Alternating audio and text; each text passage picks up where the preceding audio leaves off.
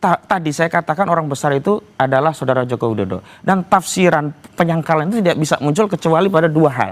Sylvester Matutina mengajukan langkah hukum atau upaya hukum luar biasa peninjauan kembali atau PK. Lalu bagaimana proses hukum selanjutnya? Apakah Sylvester bisa lolos dari eksekusi atau harus dilakukan terlebih dahulu eksekusi sebelum mengajukan PK?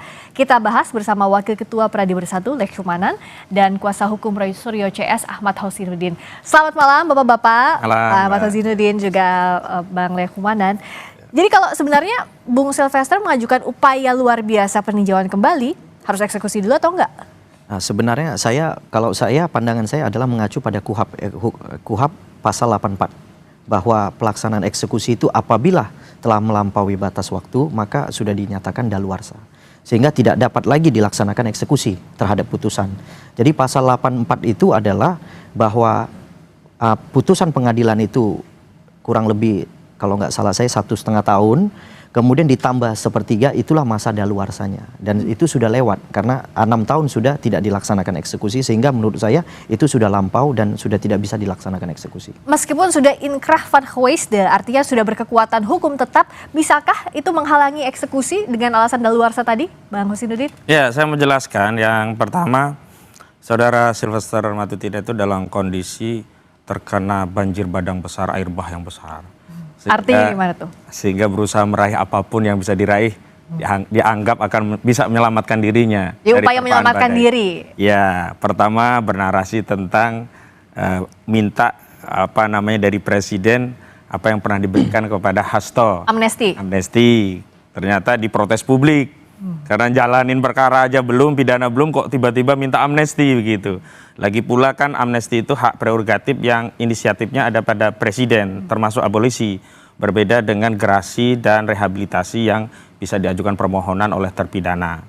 Kedua, mencoba bernarasi dengan daluarsa. Daluarsa penuntutan dan eksekusi itu diatur kalau ancaman pidananya di atas 3 tahun. Dan Sylvester Matutina itu kan dieksekusi dengan ketentuan pasal 311 KUHP yang ancaman pidananya di atas 3 tahun yakni 4 tahun. Itu diatur 12 tahun dan ditambah 1/3-nya. Jadi 16 tahun. Jadi kalau mau nunggu ya nunggu nanti 10 tahun lagi kira-kira begitulah. Dan yang ketiga ya kita hargailah. Jadi tadi menarik apa yang disampaikan Kapus Penkum Kejaksaan Agung. Dia menyatakan hanya menghormati upaya hukum, tetapi tidak melanjutkan apakah eksekusi itu bisa dihalangi atau tidak. Harusnya tegas. Nampaknya Kejaksaan Agung juga sedang melihat ombak begitu. Dan disitulah yang kemudian kami simpulkan memang masih ada orang besar di balik Sylvester Matutina. Oke, kita bahas satu-satu dulu tadi. Daluarsa nggak berlaku harusnya kalau. Jadi, ini pemahaman hukum yang menurut saya salah. Kenapa? Mungkin saya bacakan saja biar jelas gitu. Jadi masyarakat juga jelas sebenarnya apa sih pasal 84 itu.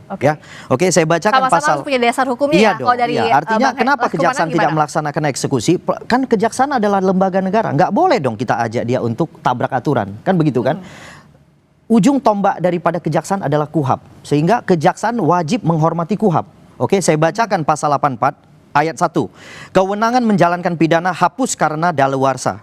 Ayat 2-nya, tenggang daluarsa mengenai semua pelanggaran lamanya 2 tahun, mengenai kejahatan yang dilakukan dengan sarana percetakan lamanya 5 tahun, dan mengenai kejahatan-kejahatan lainnya. Oke? Lamanya sama dengan tenggang daluarsa bagi penuntutan pidana ditambah 1/3. Penuntutan pidana pada saat Bang Sylvester dituntut itu 1,5 tahun ditambah 1/3. Sehingga disitulah kalau 1,5 tahun tambah 1/3 itu kan kurang lebih 2,5 tahun. Sekarang sudah 6 tahun. Artinya pihak kejaksaan tidak boleh lagi melaksanakan eksekusi. Nah, pertanyaannya kenapa upaya hukum luar biasanya nunggu 6 tahun dulu, nggak diajukan waktu saat sudah inkrah aja udah kasasi? Nah, kalau itu saya berpulang pada Bang Sylvester ya. Kenapa ya? Ya kan karena apa sengaja menunggu ada alasan daluarsa dulu baru mengajukan PK? Ya bisa juga. Menghindari hukum? Menghindari hukum bisa juga gitu. Artinya bukan kita menghindari hukum. Sebenarnya kita kan ada, Pak Sylvester kan ada di Jakarta aja, nggak ada kemana-mana gitu. Ya kan, jadi tidak dilaksanakan eksekusi, kita nggak bisa pastikan kenapa. Tapi faktanya kita tidak melarikan diri ya. Pak Sylvester tidak pernah melarikan diri, ada di Jakarta. Ya kan, sebenarnya anytime itu ada.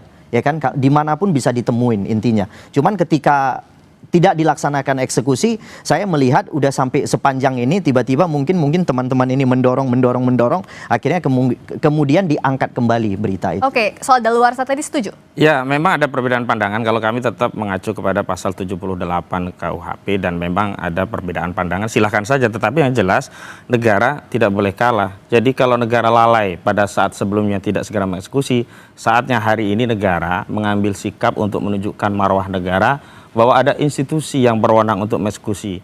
Ada ya tindakan yang tidak membiarkan seorang ya terpidana berkeliaran kemana-mana, sehingga setidaknya ini akan mengobati luka publik terhadap ya keadilan yang tercerabut dari akarnya pada seorang yang sudah terpidana tapi bisa kemana-mana. Belum lagi dia mendapat jabatan sebagai komisaris BUMN. Ini kan rentetan suatu peristiwa yang sangat menjatuhkan marwah hukum ya. Saya tidak bicara lagi soal kepentingan Pak Yusuf Kalla, walaupun sangat ya aneh sekali seorang Yusuf Kalla saja bisa dikesampingkan, apalagi kalau yang difitnah itu hanya seperti saya misalnya begitu. Yang kedua, soalannya hari ini kan mereka kalau memang ya merasa PD tidak bisa dieksekusi tidak perlu mengajukan upaya hukum PK begitu. Ini kan berarti rentetan peristiwa yang mencoba mengais-ngais ya pertahanan hukum untuk menghindari eksekusi dari tindakan yang sebelumnya dia mengaku akan taat hukum. Sebelumnya klien kami selalu dituduh, ayo taat hukum, kamu sebentar lagi tersangka, kamu lagi sebentar lagi terpidana. Ternyata saudara Silvester Matutina yang sudah terpidana, yang harusnya ada kewajiban hukum untuk menjalankan, terlepas. Ada dua ya. Ada secara subjektif dia mengajukan ya eksekusi secara sukarela, serahkan diri di borgol, maka dia akan dikenang sebagai seorang kesatria yang taat hukum. Atau yang kedua memang jaksa penuntut umum untuk melakukan eksekusi, dan kami sudah merencanakan apa itu? Mendatangi Kejaksaan Agung untuk membawa kasus ini ke Jamwas Jambit. Jadi jaksa pengawas ya, jaksa agung muda pengawas ya harus mengawasi kinerja Kejaksaan Negeri Jakarta Selatan. Tidak boleh dibiarkan, ini memalukan loh institusi Kejaksaan Agung. Katanya. Yang kedua juga Jambit, baik, jaksa agung muda bidang pembinaan. Ya, artinya silakan saja. Cuman yang pasti, ya kan, di sini panglima tertinggi kejaksaan adalah KUHAP, ya kan. Jadi jangan juga kita giring kejaksaan itu untuk supaya melanggar KUHAP. Itu nggak mungkin. Karena mereka bekerja berbasis KUHAP.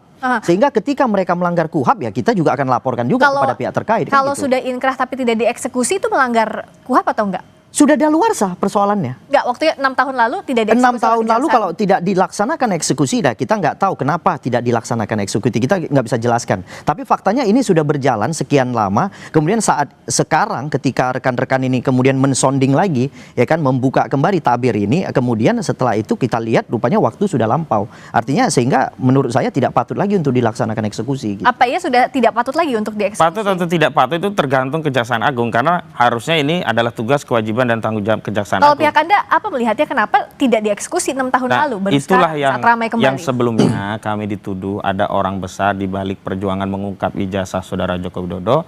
Tapi dengan kasus Silvester Matutina ini justru kami meyakini ada orang besar di balik Silvester Matutina, sebab jika tidak kasus ini adalah kasus yang terindah dan ada pengawasan publik, karena bukan kasus yang menghina RT RW begitulah, sehingga tidak ada pantauan publik terhadap kasus ini.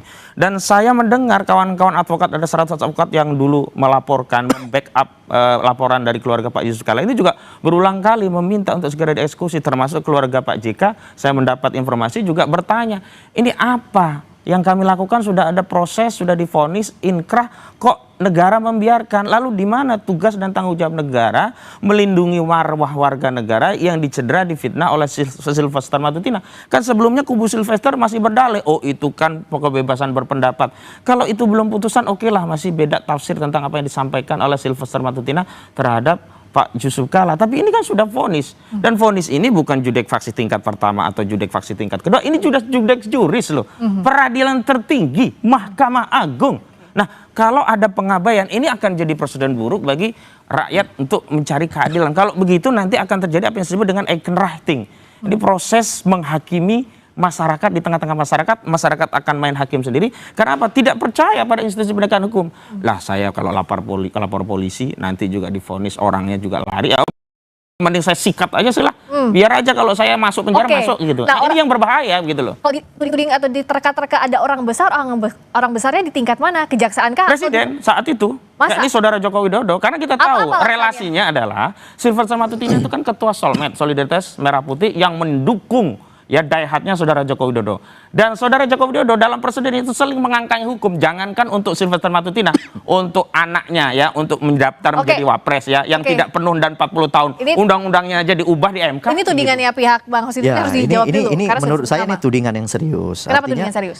Kenapa? Ya kan, karena yang perlu saya memberikan pemahaman itu bahwa jelas-jelas ini sudah daluarsa. Itu dulu yang pertama. Ya, dan itu sudah diatur dalam KUHP. Memang suatu daluarsa terhadap suatu putusan itu sudah diatur dalam pasal 8485. Ya kan, kalau terhadap daluarsa tuntutan itu 7879. Jadi semuanya sudah ada kamar-kamarnya. Jadi artinya ketika daluarsa terjadi pada putusan Sylvester Matutina, nah saya menghimbau masyarakat, kita kan orang taat hukum, kita harus ikuti. Secara KUHP-nya mengatakan seperti itu, ya kita minta penegak hukum ikuti juga gitu loh. Jadi menurut saya kalau tudingan-tudingan seperti ini cukup serius. Sementara Pak Jokowi dengan Pak Sylvester itu menurut saya tidak punya ada hubungan spesial atau apa. Oke, apa dengan tudingan yang dianggap serius tadi, apa langkah pihak Anda? Kita akan bahas saja di Sapa Indonesia Malam.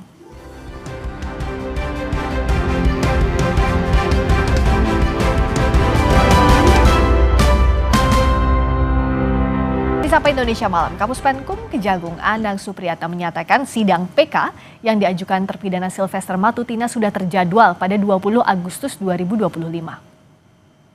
Informasi dari Kepala Kejaksaan Jakarta Selatan yang diterima pada tanggal 11 Agustus dan terjadwal untuk persidangannya tertanggal 20 Agustus untuk persidangan permohonan PK dari saudara terpidana Sylvester. Saya pengen nanya yang tadi sebelum jeda ya, tapi mau jawab dulu yang ini. Kan PK-nya sidangnya udah ada 20 Agustus. Bukti barunya apa? Kan harus ada novum. Ya, bukti barunya kan kebetulan yang mengajukan PK itu kan bukan saya sebagai tim kuasa hukum untuk mengajukan PK, ada tim lain lagi. Nah, mungkin nanti saya akan konfirmasi terhadap tim yang mengajukan PK. Tapi yakin ada bukti baru? Pak, kita punya bukti baru. Kita yakin. Kita yakin kita punya bukti baru terkait perdamaian itu akan kita jadikan bukti baru.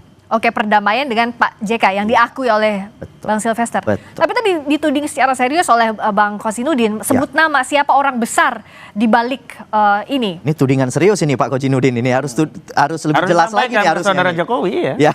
Saya bisa menjelaskan buktinya pendapat apa? Kan itu kalau menuding nama orang itu kan harus bertanggung jawab. Ya, buktinya adalah kausalitas secara logis gitu. Hubungan saudara Joko Widodo dengan Sylvester Matutina itu kan kuat. Dan saudara Sylvester Matutina itu kan tudingan sementara. Nah, inilah yang disebut analisis dan pendapat. Dan simpulan ini ada relevansinya dengan posisi.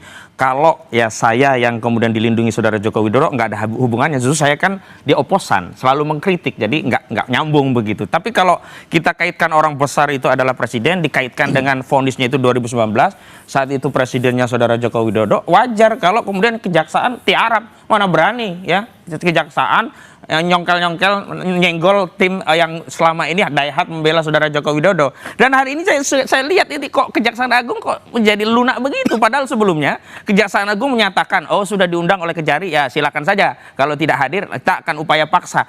Jadi kita kembali lagi diminta rakyat ini ya taat hukum, sementara Kejaksaan Agung sudah jelas tidak taat hukum, tidak menjelaskan eksekusi. Terpidana lari kemana-mana sudah jelas tidak taat hukum. Kok sekarang rakyat kita disuruh melihat tontonan taat hukum? Ini yang berbahaya bagi negara kita. Artinya begini, mungkin awalnya belum lunak ya kan, tapi setelah itu kan kami juga membentuk tim hukum yang kemudian berusaha berkomunikasi dengan kejaksaan bahwa apabila kejaksaan melaksanakan eksekusi ini tabrak aturan gitu.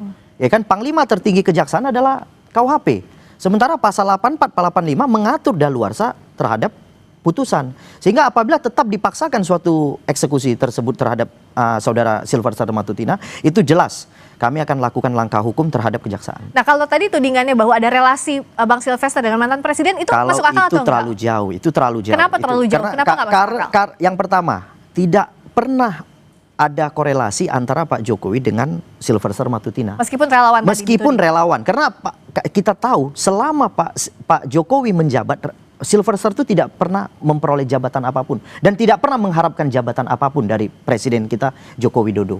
Nah, hanya sekarang Pak Silverster itu memperoleh jabatan melalui Pak Prabowo, itu saja. Jadi saya rasa sangat jauh sekali tudingan-tudingan dari saudara Koji kayak tadi bisa dibawa ke ranah hukum atau enggak? Ya pastinya kita akan mempertimbangkan, ya kita akan mempertimbangkan untuk mengambil langkah hukum. Konsekuensinya diterima nggak? Jawaban klasik mempertimbangkan, dan tafsiran tentang apa yang saya sampaikan sebagai pendapat dari simpulan itu tidak bisa disanggah oleh orang lain kecuali saudara Joko Widodo sendiri. Dan saya berharap saudara Joko Widodo merespon apa yang saya sampaikan, bahwa orang besar di balik Sylvester Matutina itu adalah saudara Joko Widodo. Jadi saudara Joko Widodo jangan mengumbar narasi publik di belakang klien kami ada orang besar, sementara hari ini kita tahu Sylvester Matutina sudah harusnya dieksekusi tapi tidak bisa dieksekusi. Dan sekarang kalau kita lihat, ini kan jaksa seolah-olah di ultimatum ya. Nah, menurut saya jaksa lebih baik mengorbankan Sylvester Matutina daripada institusi kejaksaan. Kalau mengeksekusi Sylvester Matutina dianggap akan melanggar hukum begitu. Apa yang dilakukan oleh kejaksaan hari ini sudah melanggar hukum. Apa? Tidak menjalankan eksekusi. Akan banyak orang yang diperiksa. Loh, ada dua kesalahan. Pertama, membiarkan ya kewenangan untuk mengeksekusi itu tidak dilakukan. Yang kedua, membiarkan ya terpidana itu kemana-mana. Ini kan akan jauh lebih besar dampaknya ketimbang mengeksekusi Sylvester Matutina. Tudingan tadi perlu dijawab langsung oleh Pak Jokowi atau nggak usah? Ya saya rasa sih nggak perlu ya, nggak perlu lagi dijawab sama Pak Jokowi. Meskipun tudingannya dianggap serius. Karena yang tadi saya sampaikan bahwa selama Pak Jokowi memimpin 2 periode, Sylvester Matutina tidak pernah memperoleh jabatan apapun. Sehingga perlu saya simpulkan bahwa Pak Jokowi tidak pernah punya dukungan penuh terhadap Sylvester Matutina, itu jelas, ya kan? Kemudian Sylvester Matutina pernah membantu dalam kampanye Pak Prabowo dan Gibran, itu saja. Kemudian Pak Silverster itu merupakan wakil TKN, tim pemenangan Prabowo Gibran. Itu saja. Jadi di eranya Pak Jokowi sama sekali nggak pernah. Meskipun disebut-sebut tadi dapat jabatan komisaris juga.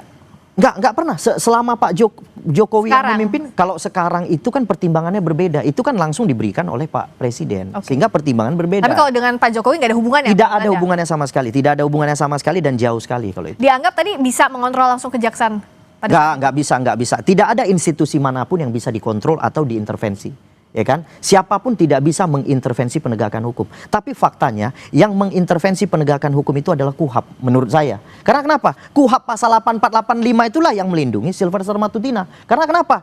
Pihak kejaksaan harus taat terhadap KUHAP. Kalau ketika kejaksaan tidak taat kepada KUHAP, wah udah kacau republik ini.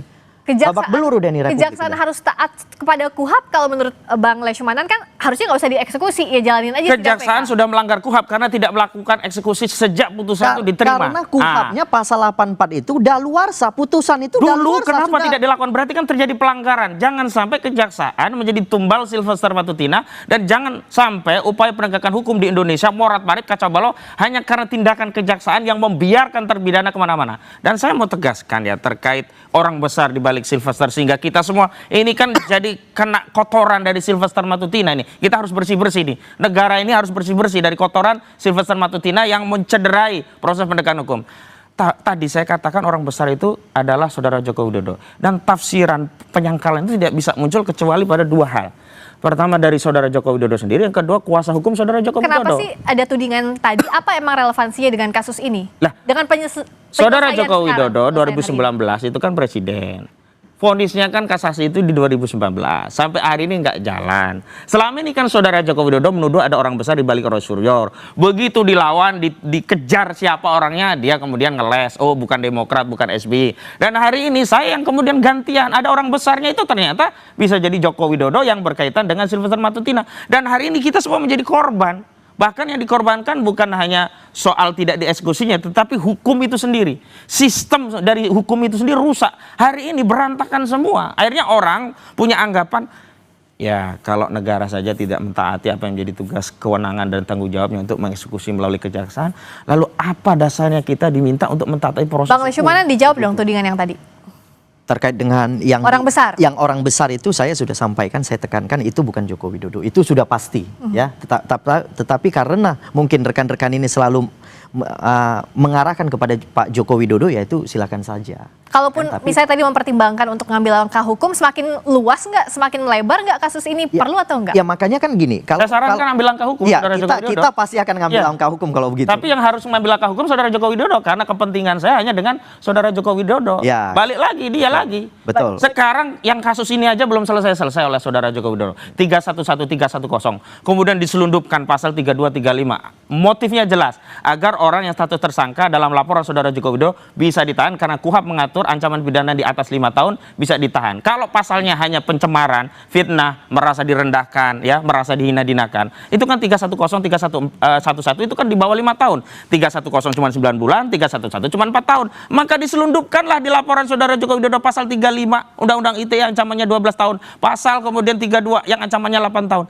Ini kan jahat kepada rakyatnya saja begitu. Bagaimana menjawabnya? Bahkan ada penyelundupan hukum. Perlu nggak dijawab? Perlu nggak tantangan ini ditanggapi? Sebenarnya terkait dengan penyidikan kepolisian, saya tidak mau ikut terlalu dalam terhadap penyidikan kepolisian karena akan merusak pemeriksaan polisi. Jadi polisi itu ketika mungkin memeriksa suatu laporan polisi yang diadukan oleh Pak Joko Widodo, kemudian peristiwa dinaikkan ke tahap penyidikan, itu dianggap peristiwanya sudah ada. Oke, kemudian setelah dilihat ada peristiwanya, mereka akan melihat pasal-pasal yang tepat. Oke. Ya kan, untuk disangkakan kepada para terlapor gitu. Nah, setelah pasal-pasal itu sudah kira-kira tepat untuk disangkakan kepada para terlapor, maka mereka nanti akan memanggil terlapor untuk diperiksa dalam proses penyidikan dan kemudian akan ditetapkan sebagai tersangka. Jadi menurut saya kinerja polisi jangan kita komentari karena polisi adalah institusi satu-satunya yang diberikan kewenangan oleh negara untuk melaksanakan konstitusi. Jadi tidak perlu kita komentari terhadap kinerja kepolisian. Kalau gitu gimana dong agar tidak dianggap mencederai hukum seperti yang dituding oleh Pak Hussein? Jawabnya nanti usai jeda di Sapa Indonesia Malam, kami segera kembali.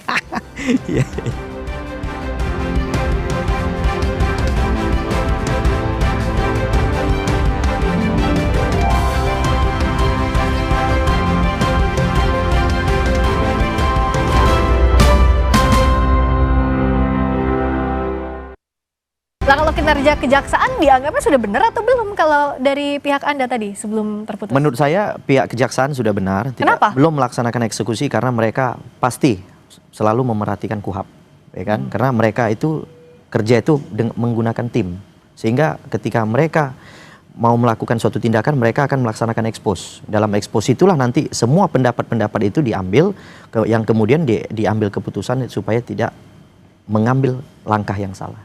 Nah, kalau sekarang langkahnya dianggap benar kalau kata justru kejaksaan itu sudah terbukti salah. Kenapa membiarkan sejak 2019 inkrah nggak dieksekusi?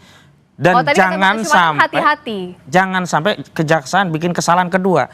Jadi kita sudah cukup lah institusi Mahkamah Konstitusi yang legitimasinya runtuh gara-gara memutus vonis perkara 90 yang memberikan jalan tol bagi Gibran. Hubungannya ke sini apa? Nah, sekarang kita lindungilah institusi kejaksaan, jangan sampai seperti MK yang rusak hanya karena menyelamatkan Gibran dengan memaksa mengeluarkan putusan. Ini tendensius nggak ke keluarganya? Oh iya, jelas saya tendensius. Kenapa? Karena rentetannya semua awalnya dari Solo gitu loh. Ini yang menjadi soal. Termasuk Sylvester Matutina ini kan awalnya ya, dia yang selalu menuding Roy Suryo di Sumatera yang lain, kamu pasti tersangka, kamu pasti masuk penjara. Baru kemudian kita ketahui ternyata dia yang sudah status terpidana.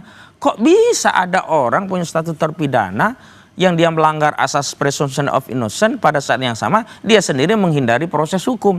Nah, kalau kita bicara ya tidak dieksekusi, itu tidak hanya soal kejaksaan yang keliru loh, tetapi ada juga orang yang mau dieksekusi itu pasti mengambil upaya. Nah, upaya inilah yang menyebabkan kejaksaan saat itu tidak bisa menjalankan eksekusi. Nggak mungkin jaksa itu nggak tahu tugas dan kewenangan tanggung jawab. Nggak mungkin kalau nggak tahu tugas dan kewenangannya.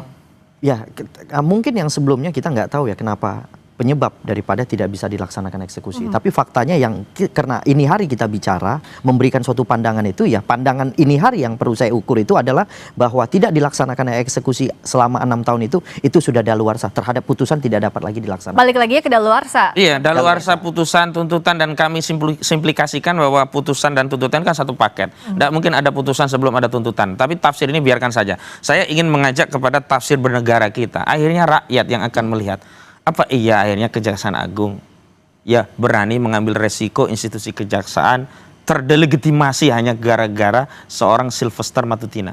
Apa iya negara kita kemudian kehilangan ya asa untuk mendapatkan keadilan dan penegakan hukum yang ada kepastian hanya gara-gara ya orang yang sudah terpidana kemudian bermanuver bisa mundur dari 2019 sampai 2025, setelah itu bermanuver lagi, berdalih KUHP, berdalih mengajukan PK, sebelumnya minta amnesti. Apakah negara akan kalah dengan manuver-manuver seperti ini? Sementara kalau rakyat, tangkap duluan, kadang-kadang hukum juga diterabas. Ini praktik-praktik yang kemudian oleh rakyat sederhana mereka simpulkan, kok nggak adil ya? Kok kami nggak diperlakukan seperti itu ya? Kok ini hanya berlaku kepada orang-orangnya Jokowi ya? Kok kenapa kalau orang-orang kami, tokoh, ulama, aktivis itu langsung ditangkap? Gus Nur dulu langsung dijemput paksa. Ya, Bambang Tri juga dijemput paksa. Itu gara-gara apa? Anda mau bilang tidak ada equality before the law? Ya, itulah. Tidak ada equality before the law, tidak ada rasa keadilan di tengah masyarakat, dan yang paling penting apa? Nggak ada juga kepastian hukum. Apa ya tidak ada equality before the law dan tidak ada kepastian hukum? Contoh kasusnya Bang Silvester ini. Artinya saya tidak dalam posisi memberikan tanggapan terhadap yang sudah lampau, oke, terhadap yang sudah terjadi, ya kan? Sekarang kan tidak bisa kita meminta pihak kejaksaan untuk mengulang suatu video. Kan tidak mungkin, tapi sekarang kejaksaan ketika mungkin ditegur, nah kemudian mereka memperhatikan KUHAP bahwa KUHAP itu mengatakan bahwa putusan tersebut telah daluarsa, sehingga patut kita sampaikan kepada publik bahwa terhadap putusan yang daluarsa tidak boleh dilaksanakan lagi. Tapi kalau daluarsa harusnya sidang PK-nya nggak dijadwalkan kok. Sidang PK adalah hak semua orang. Ya, siapapun itu boleh mengajukan PK seperti dulu Jessica Wongso ketika sudah keluar daripada tahanan dia mengajukan PK. Itu jadi PK itu siapapun boleh melaksanakan. Nah, cuman terhadap kejaksaan itu kan putusan kasasi yang harusnya tadinya dieksekusi karena mungkin daripada belum pernah menerima salinan putusan dari pengadilan sehingga mereka tidak bisa melaksanakan eksekusi. Nah, itu yang perlu kita tanyakan adalah kepada Mahkamah Agung. Nah, kalau sekarang sidang PK-nya sudah dijadwalkan 20 Agustus tadi kata kejaksaan. Saya yang khawatir korban Sylvester Matutina bukan hanya kejaksaan. Kenapa? Tapi juga lembaga peradilan. Apabila nantinya misalnya peradilan mengabulkan, entah dengan upaya apa dia bisa memenangkan PK itu. Akhirnya masyarakat kemudian melihat, negara ini bisa dikendalikan sudah oleh berprasangka seorang. buruk di ya, saya harus seuzon. Karena sekarang saja praktiknya sudah kita prasangka buruk. Kenapa dari 2019 sampai hari ini tidak dieksekusi? Di mana prasangka baik kita kepada aparat penegak hukum? Di mana letak kita harus berprasangka baik dengan penegakan hukum yang seperti ini gitu? Anda pesimistis bahwa sidang PK-nya bukan soal pesimistis, tapi saya mengingatkan bahwa negara ini harus ada marwah. Hukum itu benar-benar harus ditegakkan. Keadilan itu bukan hanya soal keadilan bagi Sylvester Matutina, tapi kita pikirkan juga keadilan untuk Pak Yusuf Kalla, keluarga Pak Yusuf Kalla, keadilan juga bagi seluruh rakyat yang selama ini salah dikit langsung dikejar-kejar, berpendapat sedikit langsung dikejar, pasal pidana sara lah, kebencian, hoak. Untung saja pasal-pasal 14 ayat 1 ini sudah dibatalkan MK. Sebelumnya kalau tidak pasti ini masuk barang ini dengan pasal 14 ayat 1 Undang-Undang Nomor 1 Tahun 46 dan itu yang selalu berulang dan hari ini mulai pakai modus baru dengan pasal apa? 3532 Undang-Undang ITE. Yang 3532 juga dimasukkan oleh pelapor-pelapor selain Saudara Joko Widodo. Yang tadinya 4, yang selebihnya sudah turun. Tinggal 4, tadinya kan 6, 2 sudah mundur. Dan di semua pasal itu ada pasal 32, 35 yang ini kuat ya. Targetnya adalah hanya untuk bisa menahan. Kenapa ancamannya di atas 5 tahun? Saya ingin bicara begini ya. Sudahlah kita nggak usah berbelit-belit soal hukum. Hukum itu sederhana. Ketika rakyat mampu memahami sederhana. Sementara kita aparat membuat hukum itu berbelit-belit dan membuat rakyat semakin jauh panggang dari api tentang cita asa keadilan hukum bagi mereka, saya khawatir rakyat kemudian akan meninggalkan kepercayaan kepada institusi penegakan hukum. Ada jauh panggang dari api sikap penegak hukum yang dianggap oleh Bang Husainuddin. Sikap penegak hukum itu sudah objektif ya, menurut saya sudah objektif. Di dalam penyidikan yang dilakukan oleh Polda Metro Jaya terhadap para terlapor itu juga sudah sangat objektif. Maka mereka ketika dipanggil dalam proses penyidikan itu, kemudian mungkin pengacara daripada terlapor itu mengirimkan surat penundaan dan itu sudah diakomodir oleh Dirkrim mereka memberikan penundaan hingga mungkin selesai daripada 17 Agustus yaitu kemerdekaan Indonesia. Jadi artinya penegak hukum itu sudah objektif dalam melaksanakan hukum. Jadi sehingga kita tidak perlu lagi ragu terhadap penegakan hukum. Karena semuanya itu akan sama. Posisi siapapun itu di Republik ini sama posisinya. Siapa yang bersalah ya pasti dinyatakan bersalah. Siapa yang tidak bersalah pasti dinyatakan tidak bersalah.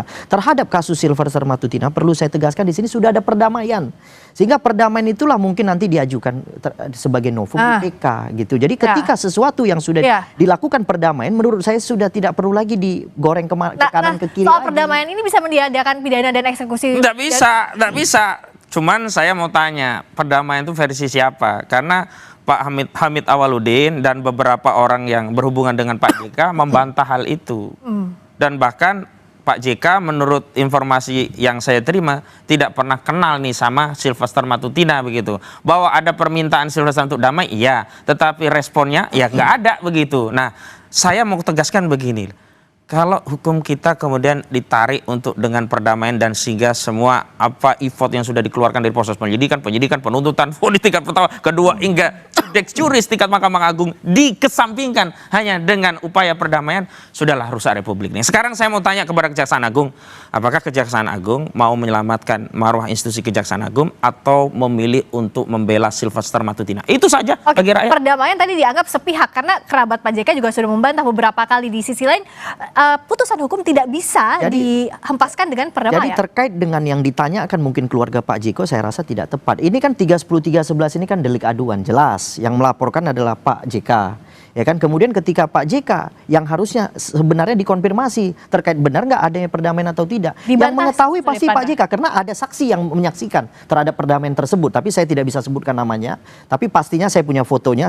Saya pernah melihat adanya perdamaian di kantor Wakil Presiden Republik Indonesia, jelas. Nah, jadi ketika mungkin yang ditanyakan orang-orang yang tidak mengerti terhadap laporan ini, ya pastinya mengatakan tidak ada perdamaian. Nah, terhadap Pak Hamid juga, Pak Hamid itu tidak ada di situ pada saat itu. Pada saat dilakukan perdamaian itu tidak ada di situ. Tapi jadi tidak akan Pak tahu. Hamid dari sisinya Pak JK maupun keluarganya tidak pernah bilang ada perdamaian. Ya harusnya Pak JK yang menyampaikan kalau memang ada atau tidak gitu loh. Tidak bisa ditanyakan kepada orang lain.